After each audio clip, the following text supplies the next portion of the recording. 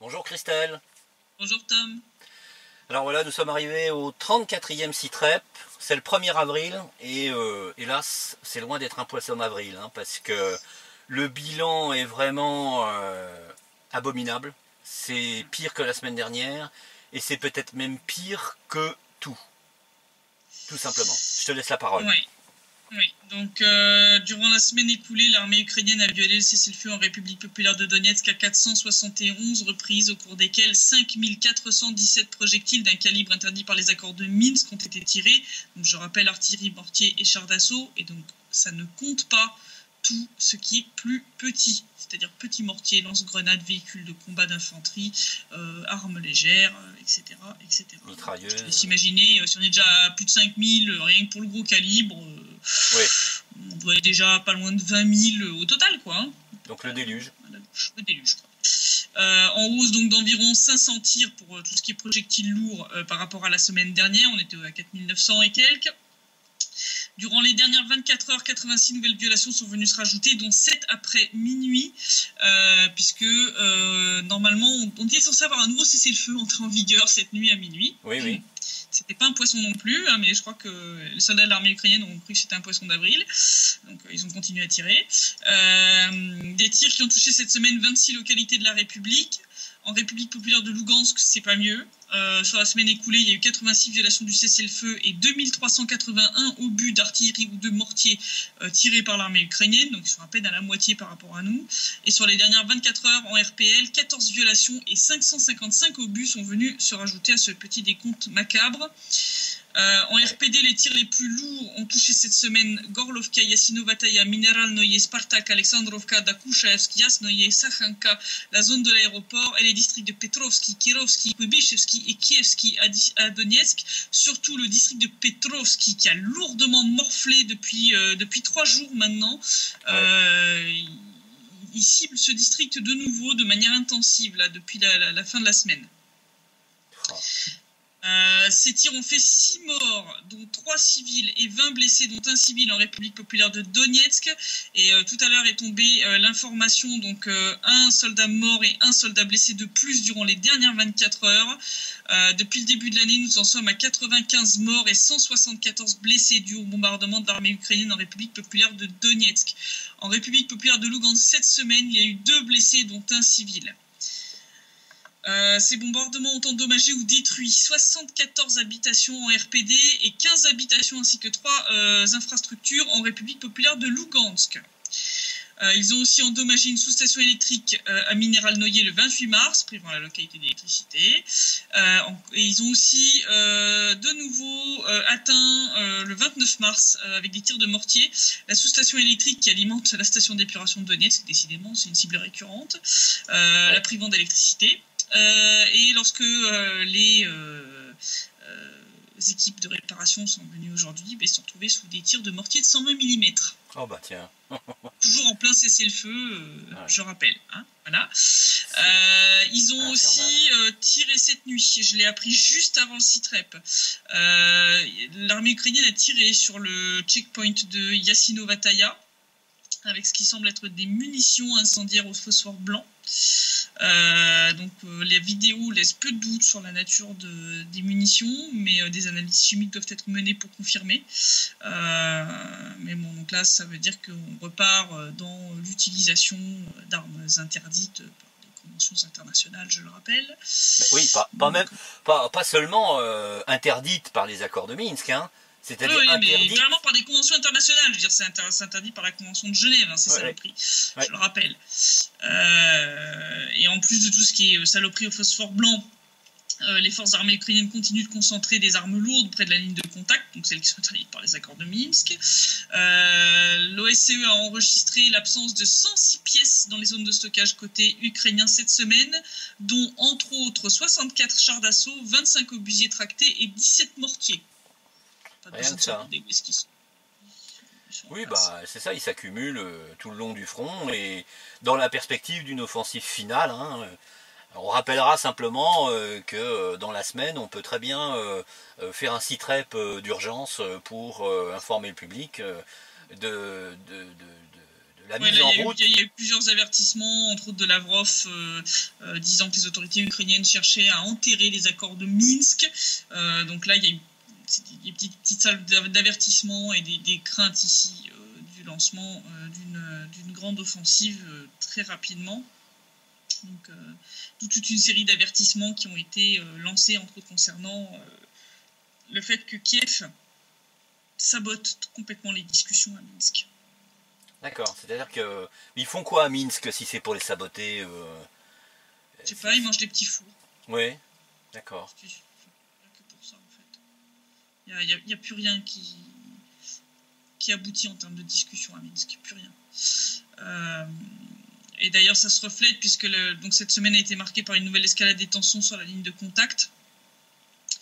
Une escalade principalement due à l'arrivée dans la zone de l'opération antiterroriste, entre guillemets, Oui. de cette fameuse unité des sorcières dont j'avais parlé lors du précédent Citrep. Donc ces femmes snipers de Pravi Sector qui viennent de différents pays européens.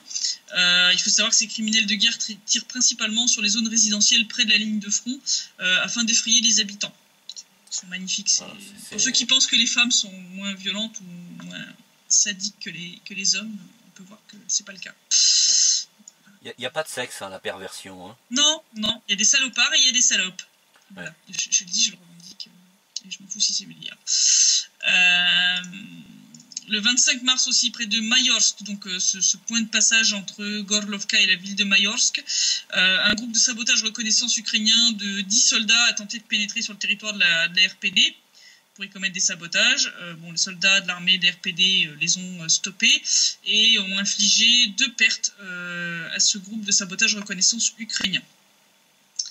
On avait parlé aussi la semaine dernière de cette explosion de l'entrepôt de Balakleya, donc près de Kharkov, hein, c'est ce joli son et lumière là, qu'ils nous ont offert.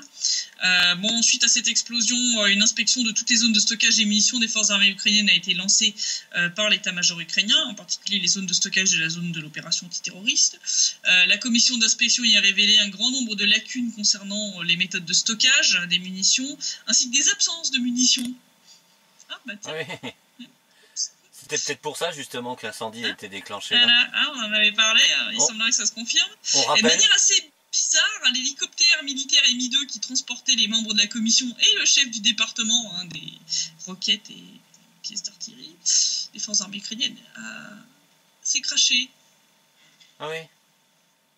Bizarre, hein. Disant qu'il aurait heurté des lignes à haute tension. Oui. Mais on est quand même un petit paquet à penser que le commandement ukrainien aurait peut-être liquidé ses collègues pour cacher l'ampleur du vol des munitions et du désastre en termes de stockage de ces mêmes munitions. C'est ce qui arrive quand on a un paquet de pieds nickelés qui dirige des trucs comme ça. Hein. Un paquet de pieds nickelés corrompus jusqu'à la moelle. Ouais. Hein. Donc voilà, c'est intéressant comme... La CIA a vraiment choisi ses mercenaires, hein, ça y a aucun doute. Hein. Et l'armée ukrainienne continue sa dégringolade, donc je vais énoncer un certain nombre de petits faits qui en disent quand même très très long sur l'état de l'armée ukrainienne. Alors que les chiffres réels sont d'environ 70 morts et plus de 350 blessés parmi les soldats ukrainiens pendant le mois de mars, donc ce sont des chiffres qui viennent des hôpitaux et des organisations de volontaires ukrainiens. Le ministère de la Défense ukrainien lui a annoncé à peine 28 morts et 175 blessés. Oui, forcément. Mais bon, leur petit mensonge constant, ça démoralise les soldats ukrainiens qui désertent en masse. Résultat, à cause de ce manque de soldats, les rotations prévues dans la zone de l'opération antiterroriste sont suspendues sine die, jusqu'à nouvel ordre. Donc voilà, puisqu'ils n'ont personne pour remplacer les mecs qui sont actuellement sur les fronts, ils les laissent sur le front. Voilà. Mais bon, résultat, ça augmente le mécontentement parmi les soldats qui veulent juste rentrer chez eux et se mettre de plus en plus à désobéir à leur commandant. Donc suite à toutes ces manifestations de mécontentement, la division Alpha du SBU est arrivée dans la zone de l'OAT pour réprimer sévèrement tout ça. Donc, je ne suis pas sûr que ça va améliorer le niveau de mécontentement des soldats. Non, ça va peut-être même l'aggraver d'ailleurs. Voilà. Le clergé ukrainien d'ailleurs s'y est mis, puisque les prêtres de l'église orthodoxe ukrainienne, je rappelle qu'il n'est reconnu par personne, c'est une officine orthodoxe. Ouais, ça doit être une officine des jésuites, ça, directement. Donc ces prêtres circulent sur le front pour bénir les soldats ukrainiens qui tuent des civils du Donbass en présentant ça comme une forme de salut spirituel. Voilà. Comment dire ? Oui, c'est une officine des jésuites. C'est du grand n'importe quoi. Et, oui, c'est clair. Bref. Malgré tout cela, le commandement de l'OAT est obligé d'imposer une restriction de mouvement à ses soldats de 22h à 5h du matin à Kramatorsk, Dzerzhinsk, Dmitrov et Konstantinovka pour essayer de réduire le nombre de déserteurs qui partent pour rentrer chez eux. Et bien. Voilà. Et c'est pas les rumeurs d'offensive imminente de la part de la République populaire de Donetsk qui sont censées booster la combativité des soldats ukrainiens qui améliorent le schmilblick, puisque au contraire, les habitants des localités proches du front signalent que les soldats ukrainiens achètent massivement des vêtements civils pour se fondre parmi eux en cas d'escalade de la situation et essayer de cacher le fait qu'ils sont des soldats des forces armées ukrainiennes. Je sais pas pour toi, mais ça ressemble quand même méchamment aux techniques des djihadistes pour essayer d'échapper à la peste. Hein. Oui, je te le confirme. Oui, c'est ça. Comme j'ai pas tendance à croire aux coïncidences. Mais la différence des djihadistes qui étaient encerclés et qui allaient prendre une raclée, là en l'occurrence, les Ukrainiens, il n'y a pas d'offensive des forces de la RPD ni de la RPL. Donc ça veut dire quoi? Ça veut dire qu'ils ont compris que dans tous les cas, vu le niveau de morale qui existe dans l'armée ukrainienne, quels que soient les effectifs, ça va être la raclée. Hein, donc, ça va être la raclée, c'est clair. Non, mais dans un tel état, je vois pas comment le commandement ukrainien espère lancer une offensive de grande envergure. Puis bon, je pense que les soldats ukrainiens ont bien retenu la leçon des différents chaudrons précédents. Oui. Donc je pense qu'ils se disent qu'ils vont peut-être finir comme un peste. Donc c'est ça. Voilà. Donc, ils sont bien compris la technique. Le commandement, non. Mais là, effectivement, quand on voit ça, tu te dis, mais là, s'ils lancent une offensive, ça va être la débandade. Hein. Ça va être. Je pense qu'on va avoir un paquet de déserteurs, de mecs qui vont se rendre spontanément. Oui, parce que. Et en plus, ça doit être. Ils doivent avoir une réticence plutôt musclée à faire comme leurs camarades, parce que c'est des néo-nazis qui font des incursions, des incursions dans les lignes de la RPD bourrées de captagons, hein, c'est-à-dire drogués jusqu'au j'allais être vulgaire. Bon, allez jusqu'aux cheveux, ça ira, comme ça on comprendra que c'est bien truffé de captagons. Voilà. Donc, bon. Et même côté ukrainien, même à Mariupol, les colonels du SBU tombent comme des mouches. Il n'y a pas que les hélicoptères. Ainsi, hier matin à 8h35, dans le centre de Mariupol, la voiture du colonel du SBU, Alexandre Karya-Beryush, a explosé en plein centre de la ville.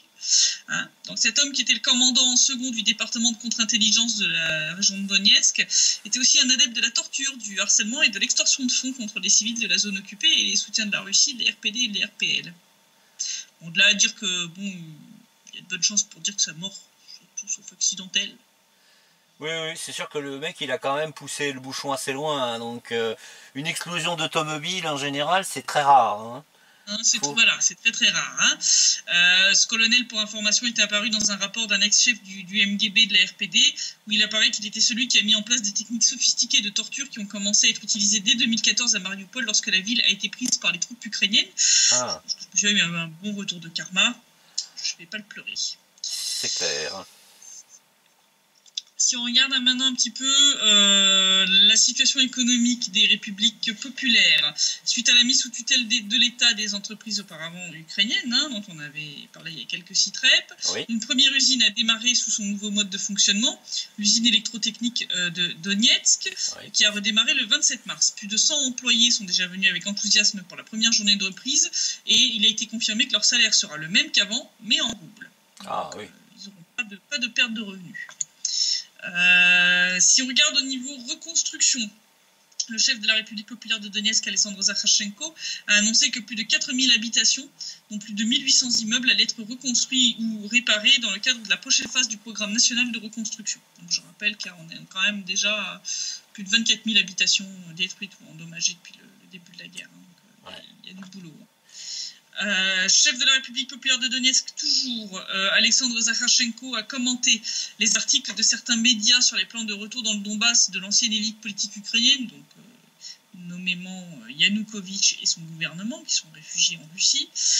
Lors de sa conférence de presse du 27 mars, donc il a bien sûr commenté les réactions très négatives de la population du Donbass face à cette nouvelle. Donc, il l'a qualifiée comme étant une réaction normale de gens normaux. Il a ensuite confirmé ce que j'ai dit, à savoir, je cite, « De fait, Yanukovych est le président actuel de l'Ukraine. Il n'a pas remis son pouvoir, il n'y a pas eu d'élection normale et tout ce qui a eu lieu pendant son exil et sa fuite est une prise illégale de pouvoir. Mais je voudrais éclaircir les choses une fois pour toutes. Yanukovych n'a aucun lien avec tout ce qui concerne la République populaire de Donetsk. Qu'il ait été le président ou qu'il le soit de nouveau à l'avenir, on s'en fiche. Où était le président le 26 mai 2014 et lors de l'assaut sur Debaltsevo? D'abord, il était à Kharkov, puis il s'est enfui en Russie. Le président n'était pas avec son peuple. Et cela s'applique à tous. Yanukovych, Azarov, Klimenko, Arbuzov, mon homonyme Zakharchenko et d'autres. Je suggère d'ajouter ces personnes à la liste de ceux qui sont interdits d'entrer en République populaire de Donetsk. Nous n'avons rien à faire avec les traîtres. Si cela concernait le fait que Yanukovych apparaisse bientôt à Kiev, nous nous serions assis pour en discuter. Pour Yanukovych, Kiev est le point dont il s'est enfui et le point où il doit retourner. Qu'est-ce que cela a à voir avec Donetsk? Le président n'a pas été renversé ici, sa voiture n'a pas été la cible de tir à Donetsk, il n'a pas eu de pneus brûlés près de ses fenêtres. Si Yanukovych avait agi avec sagesse en 2013-2014, il n'aurait même pas été nécessaire de demander l'aide militaire de la Fédération de Russie. Il aurait simplement suffi de donner des armes aux gens du Donbass et alors il n'y aurait pas eu de guerre. Nous aurions dispersé le Maïdan en 2 heures. Nous aurions réussi à éviter les dizaines de milliers de morts de ces 3 dernières années. En tant que président normal, il devait comprendre ce qu'il risquait. Des milliers de vies de citoyens, la destruction de l'économie et de manière générale le destin du pays. Au lieu d'agir, il s'est enfui en Russie comme un lâche et maintenant il veut revenir, pas chez nous. Il y a Kharkov, Kiev, nous pouvons faire une collecte pour lui acheter un ticket s'il n'a pas d'argent. Oui, les choses ne peuvent pas être plus claires. Hein. Voilà, donc c'est une petite déclaration qui fait suite à la publication par des médias ukrainiens de ces espèces de plans d'action, de règlement du conflit dans l'est de l'Ukraine qui avait été élaboré par Paul Manafort, l'ex-conseiller de Yanukovych, qui prévoyait de ramener Yanukovych comme espèce de gouverneur de la RPD et de la RPL en Ukraine. Enfin, bon, du délire. Est-ce que ce serait pas une provocation? Parce que c'est pas des paroles, ce ne sont pas, enfin je veux dire, les revendications de Yanukovych ne sont pas ses propres paroles. Hein. C'est celle de son conseiller. Donc, son ex-conseiller, et qui est aussi un ex-conseiller de Donald Trump d'ailleurs, qui avait été éjecté justement suite à, du fait de ses liens avec ses liens anciennement avec Yanukovych et avec supposément la Russie. Donc Manafort faisait partie de ceux qui, comme Flynn, ont été débarqués par Trump. Mm-hmm. C'était un plan complètement foireux qui avait été proposé. Si on regarde l'évolution générale de la situation en Ukraine, c'est de pire en pire. Là, franchement, l'Ukraine est en train de toucher le fond. C'est-à-dire pour ça qu'on craint une offensive de grande envergure, parce qu'on voit bien que là, ça atteint... c'est le mur, hein. Il touche le mur. Hein. C'est le mur, là, il touche le mur. Là. On avait parlé des plans de plusieurs banques russes pour fuir le marché ukrainien la dernière fois. Oui. Ça y est, c'est fait. Donc suite à tous ces actes de vandalisme et les pressions qu'elle a subies, la filiale ukrainienne de la banque russe Sberbank va être vendue à un consortium d'investisseurs comprenant la banque lettonne Norvik Banka et une société privée biélorusse dont le nom n'a pas été précisé. Norvik a juste précisé que l'entreprise biélorusse appartient à Saïd Gutseriev, homme d'affaires de nationalité britannique et fils du magnat russe du pétrole Mikhail Gutseriev. Bon, il faut aucun doute que d'autres banques russes vont suivre le même chemin pour se sortir rapidement du bourbier ukrainien, laissant les Ukrainiens entre eux et surtout tarissant les sources d'investissement russes qui alimentaient encore l'Ukraine, puisqu'il y en avait quand même encore qui arrivaient. Et puis c'est pas les investissements européens et américains qui vont les remplacer. Hein. Non, pas vraiment, non. Et l'image, d'ailleurs, surtout que l'image à l'international de l'Ukraine continue de se casser la gueule. On avait parlé de l'exclusion de la candidate russe à l'Eurovision. Ah, oui. Eh bien, l'Union européenne de radio-télévision, qui est quand même l'organisme qui gère en fait cet événement, a envoyé à Groisman, le soi-disant Premier ministre ukrainien, une lettre où l'organisation annonce que plusieurs pays participants ont menacé de boycotter l'Eurovision, voire d'exclure l'Ukraine des prochaines éditions si l'Ukraine ne revoyait pas l'interdiction d'entrer sur son territoire de la candidate russe. Oups. Mal, à force de faire des conneries, il faut en subir les conséquences. Ça finit par leur revenir dans la gueule, hein, ça on est bien d'accord. Voilà. Le karma ne se pose pas de questions. Et puis si on regarde tout ce qui est finance, si l'Union européenne a finalement décidé d'accorder la semaine qui vient les 600 millions d'euros promis, le FMI lui joue toujours les abonnés absents pour le milliard de dollars qui est censé verser à l'Ukraine, et la Banque mondiale a reporté au mois de mai une réunion où elle doit accorder 150 millions de dollars à l'Ukraine. Ouais. Voilà. Donc résultat, Poroshenko appelle maintenant à lancer un plan Marshall pour l'Ukraine, donc, pour essayer encore de gratter du pognon. C'est un vrai mendiant, ce soi-disant président. C'est vraiment... Bah, c'est un panier percé, hein. C'est un panier percé. Bon, faut dire que le pays va avoir besoin de beaucoup d'argent pour respecter le jugement qui a été rendu par la Haute Cour de Londres concernant la dette de 3 milliards de dollars que l'Ukraine a envers la Russie. Ah oui. Puisque cette Cour a jugé que les arguments des autorités ukrainiennes pour refuser de rembourser les 3 milliards de dollars que la Russie a prêtés en 2013 n'étaient pas valables. En clair, Kiev doit payer les 3 milliards de dollars plus les intérêts. Et bien entendu, l'Ukraine va faire appel de cette décision et a accepté une suspension des procédures jusqu'à fin avril afin de gagner encore du temps. Mais bon, il y a peu de chance quand même pour que le jugement en appel soit différent du jugement initial, vu le vide intersidéral des arguments de Kiev. Ah, c'est clair. C'est comme leur plainte contre la CIJ, ça vaut peanut. Bon, autant dire que la proportion de 60% de la population ukrainienne qui vit sous le seuil de pauvreté, ça va pas s'améliorer non plus. Non, ça va faire que grimper. Je pense que là, quand je dis qu'on va bientôt avoir la Somalie aux portes de l'Europe, je pense qu'on est peut-être même encore gentil. C'est un trou noir, c'est un trou noir. C'est un trou noir Afrique, l'Ukraine. Tu jettes de l'argent, c'est un puissant fond. Les oligarques s'en mettent plein les poches. Complet. Et l'Ukraine doit aussi faire face à ces problèmes insolubles d'ordures. Non, je parle pas de ses politiques. Quoique, ça pourrait rentrer dedans. Oui. Puisque ces dernières années, l'Ukraine fait face à un très grave problème. Le pays se noie littéralement dans ses propres déchets, puisque les 36 000 décharges légales et illégales qui existent sur le territoire ukrainien ont dépassé depuis longtemps leur capacité limite, sont surchargées. Donc là, le pays est en train de perdre sa guerre contre les ordures. Les autorités sont réticentes à augmenter les charges pour le ramassage des ordures et les villes tardent à promouvoir le recyclage et ne sont pas en mesure d'investir les milliards de dollars nécessaires à la construction d'installations de traitement des déchets modernes. En gros, il y a 95% de leurs déchets qui partent en déchetterie. 95%. Chez nous, en moyenne, en Europe, je crois qu'on est à 40-45% de déchets donc on recycle quand même plus ou moins la moitié. Eux, 5%. C'est catastrophique. Donc, résultat, bien entendu, tu as un risque de catastrophe écologique qui augmente. Oui, forcément. Bon, je te raconte pas ce qu'on met là-dedans. Et l'impressionnant incendie qui s'était déclenché en mai 2016, donc l'année dernière, dans une décharge de Lvov et qui a duré pendant des semaines, n'est pas là pour rassurer la population, puisque lors de ces incendies, 4 pompiers étaient morts après avoir été enfouis sous 20 tonnes de déchets. Ah oui, ça donne envie d'aller éteindre l'incendie. Mourir asphyxié sous 20 tonnes de merde. Dans le même temps, les Ukrainiens payent très peu pour le traitement des déchets, moins $1 pour une famille de 4 personnes. Bon, on se rend bien compte que c'est pas rentable. Et le gouvernement, qui est déjà pas très populaire, n'est pas en mesure d'augmenter les taxes nécessaires au financement de ces projets d'infrastructure. Oui. Résultat, personne ne veut payer pour le ramassage des déchets, et donc aucune entreprise étrangère veut investir là-dedans. Et en outre, 80% des travaux de recyclage sont effectués dans l'ombre. Donc je pense que bientôt, l'Ukraine c'est en train de se transformer en déchetterie à ciel ouvert. C'est magnifique. Et si on rajoute par-dessus ça l'état catastrophique de leur centrale nucléaire, on en avait parlé lors d'un précédent CITREP. Eh oui.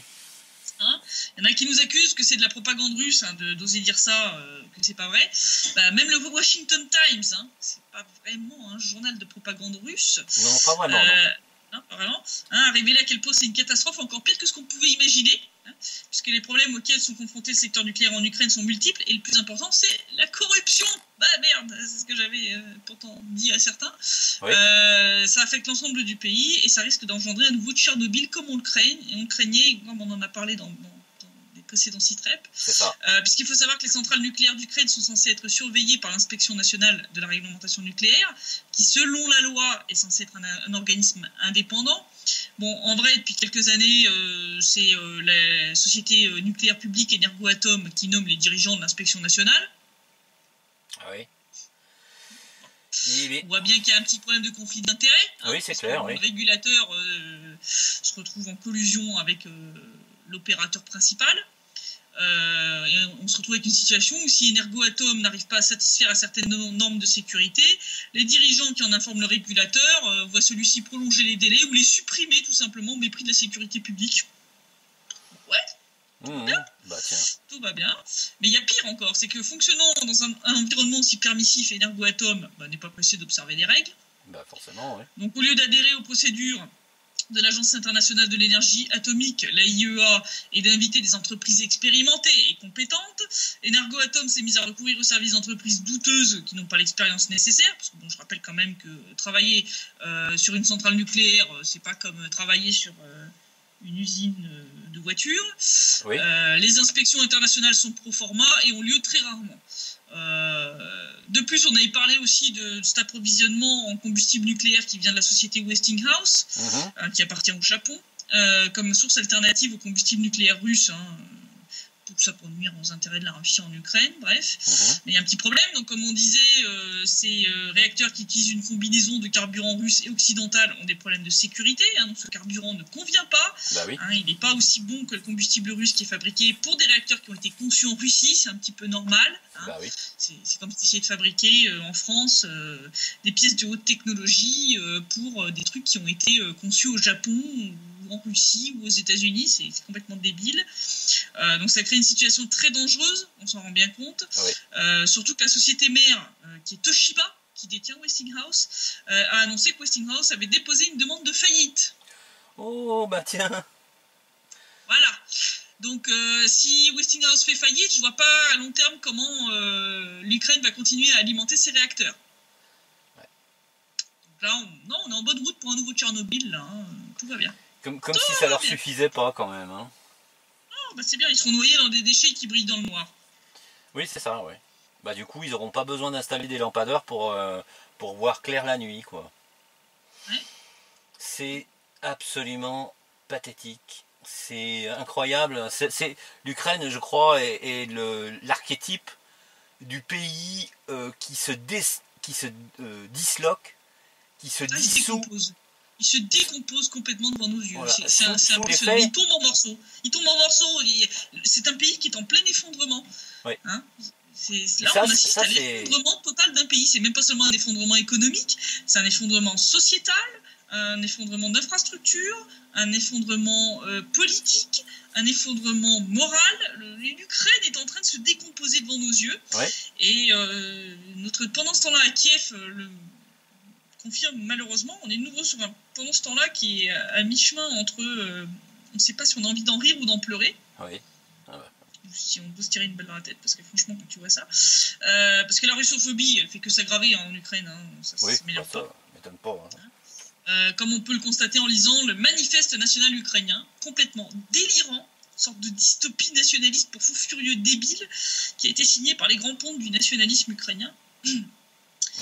Donc il faut savoir que dans un manifeste de 20 points soulignant les objectifs communs des nationalistes ukrainiens, les sommités de ces mouvements, comme Oleg Tiagnikbok, de Svoboda, je rappelle anciennement Parti national socialiste d'Ukraine, parti nazi d'Ukraine, Andrei Biletsky du Camp national, anciennement Pravi Sector, Andrei Tarasenko de Pravi Sector, Stepan Bratsyun du Congrès national des nationalistes ukrainiens, Bogdan Chervak de l'OUN, organisation des nationalistes ukrainiens.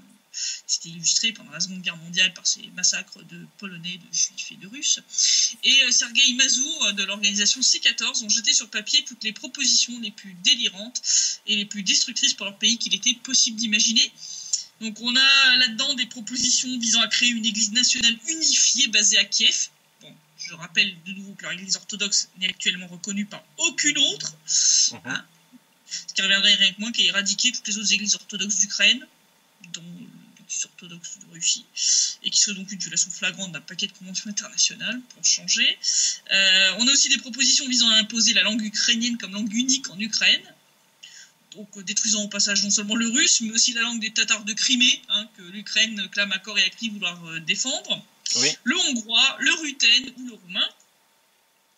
Il clame aussi le fait que l'Ukraine devrait retrouver son statut de puissance nucléaire.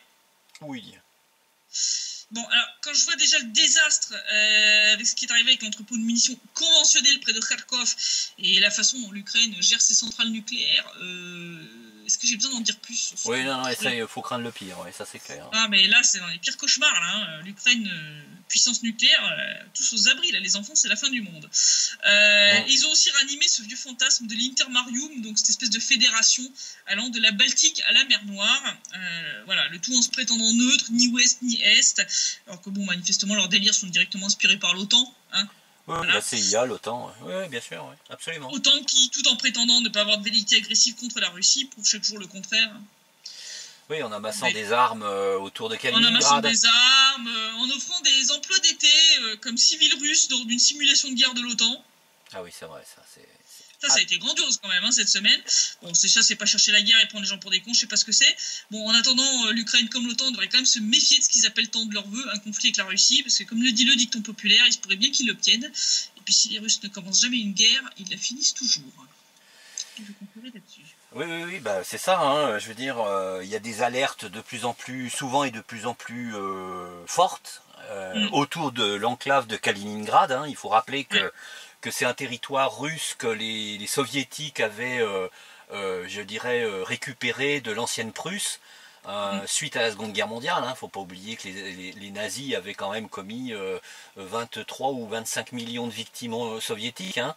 Donc, plus de 27 millions. 27 millions, et donc une grande partie des Russes qui est Königsberg, qui était donc la capitale de ce qui est devenu Kaliningrad aujourd'hui. C'est le remboursement des crimes commis par les nazis contre les Russes. Hein. Donc il ne faut pas l'oublier ça. Non, mais de toute façon ils cherchent la merde, que ce soit en Ukraine ou que ce soit au niveau de l'enclave de Kaliningrad. Ils voient bien qu'en Syrie c'est perdu, qu'ils n'ont plus aucune chance d'arriver ni à renverser Assad. D'ailleurs ils ont changé de rhétorique à ce sujet-là, les USA. Oui. Donc là ils se reconcentrent sur l'Ukraine et Kaliningrad. Donc voilà, ça devient chaud. Et l'Ukraine se somalise à vitesse VV'. Je veux dire 60% de la population qui vit en dessous du seuil de pauvreté. Oui. 60%. Oui, c'est pour ça que l'offensive finale apparaît comme étant inévitable. Hein. Ça va pas tarder là. Donc voilà la situation, où est-ce qu'on en est. J'encourage les gens qui veulent voir un peu ce que c'est 2 journées soi-disant calmes sur le front, à aller voir le reportage que j'ai fait donc le week-end dernier à Zaïtsevo. Oui. Voilà, donc là ils pourront voir vraiment en mode uncut, c'est-à-dire en mode vraiment je n'ai pas gardé que les moments sérieux ou les moments on va dire graves, comme les tirs, les bombardements, etc. Là, j'ai tout gardé de ces 2 jours. Bon, résumé en 12 minutes, hein, bien entendu. Mais je pense que ça peut être intéressant pour les gens pour se rendre compte de ce qu'est la situation sur le front et quelle est la vie quotidienne des soldats qui se battent ici et qui ils sont réellement, et bien voir que non, c'est pas l'armée russe. On laissera le lien pour consulter cette vidéo dans la description du site REP, hein, de toute façon. On fera ça. Mais donc voilà, j'espère à la semaine prochaine, mais je pense que ce tout nouveau cessez-le-feu va tenir encore moins longtemps que le dernier. Hein. D'ailleurs, on a bien vu en République populaire de Lugansk qu'il a à peine tenu 1 heure. Ouais. Donc, dès 1h20 du matin, ils ont commencé déjà à tirer sur Kalinovka. Donc je pense que il était déjà mort-né, à peine signé ce cessez-le-feu, donc c'est plutôt mal parti. Kiev aura encore montré à quel point elle piétine tout ce qui est ses accords, ses signatures, etc. Elle ne respecte strictement rien. Ça ne vaut rien, parce que ce que ces gens-là signent, ça vaut même pas le prix du papier sur lequel c'est griffouillé. C'est ça. Donc je te dis, j'espère à la semaine prochaine. Oui, à samedi, sinon ça voudra dire que ça chauffe très très violemment. Ouais. Merci de ce rapport, merci de tes efforts, merci de nous donner ces informations du terrain, Christelle, et je te souhaite une belle soirée. À bientôt. Merci. Au revoir.